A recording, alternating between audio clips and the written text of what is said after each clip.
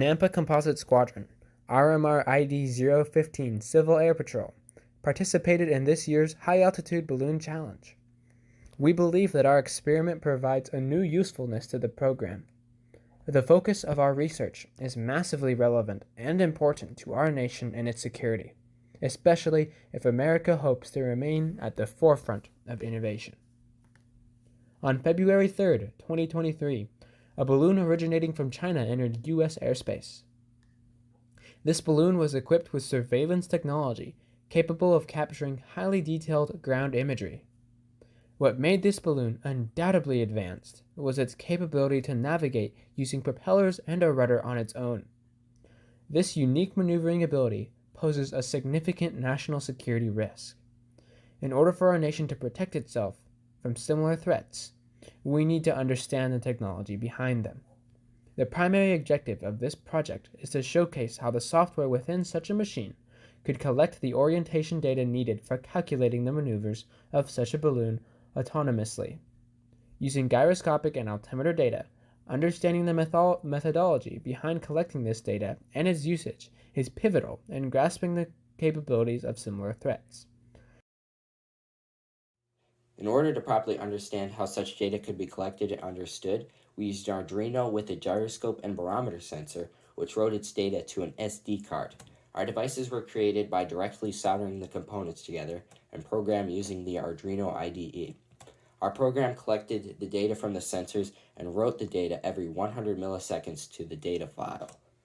Our data was organized in such a way that the uptime of the Arduino could be seen at the same time as the 3 gyroscope and acceleration values, as well as the pressure and temperature.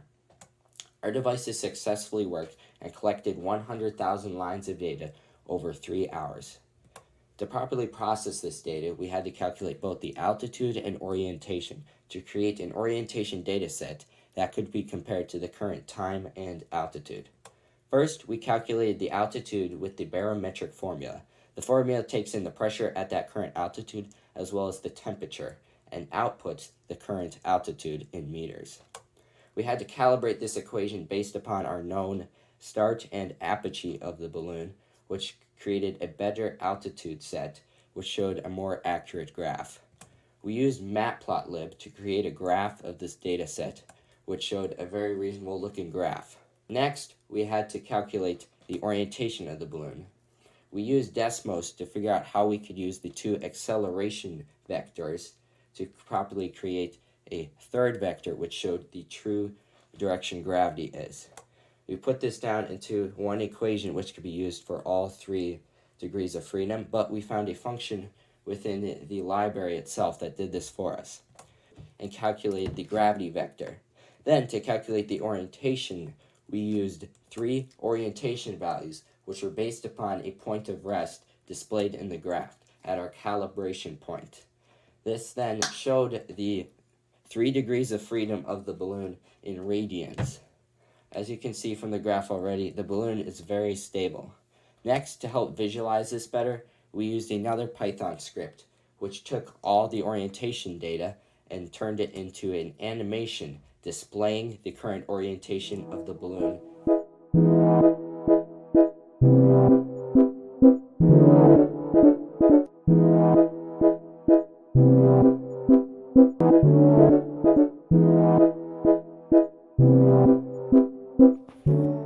To combine all this information, our experiment implies that foreign equipment and flying machines have the capability to autonomously navigate and control their direction of flight thousands of miles away from their origins, proving that such a mechanism, or balloons in this case, could be used as weapons of war against the United States.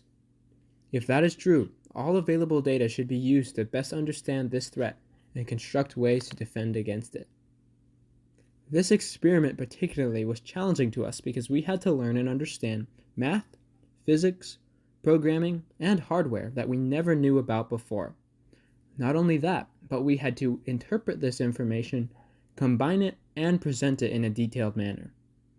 If our team wins the $5,000 grant, our squadron would use it to promote the STEM education amongst our cadets, specifically by funding aerospace outreach and activity opportunities like flight simulators, wind tunnels, and more.